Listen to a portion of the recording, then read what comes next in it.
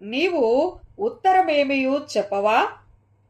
వీరు నీ మీద పలుకుచున్న సాక్ష్యమేమని అడుగగా, ప్రధాన యాజకుడు ఏమంటున్నాడు?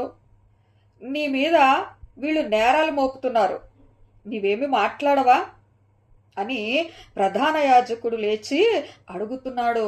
ఎవరిని? యేసయ్యను అడుగుతున్నాడు. దేవుని బిడ్డలారా, ఉత్తరమేమియు చెప్పవా?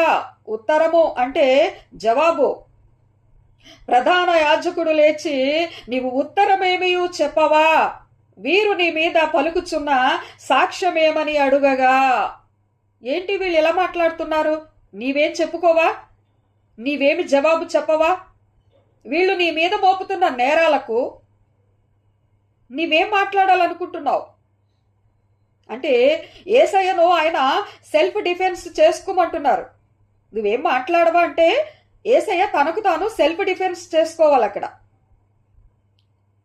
దేవుని బిడ్డలారా, ఎందుకంటే యేసయ్య పక్షముగా అక్కడ మాట్లాడటానికి ఎవరూ లేరు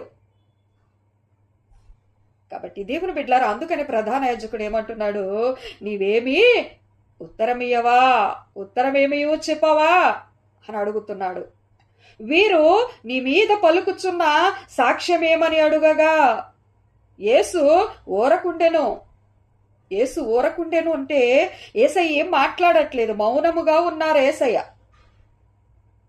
యేసయ్య ఊరకుండెను, యేసు ఊరకుండెను అని ఉంది. అందుకు ప్రధాన యాజకుడు ఆయనను చూచి, నీవు దేవుని కుమారుడవైన క్రీస్తువైతే ఆ మాట మాతో చెప్పుమని జీవము గల దేవుని తోడని నీకు ఆనబెట్టుచున్నానెను. ఆన ఆన అంటే తెలుసుగా, ఒట్టు. దేవుని బిడ్డలారా,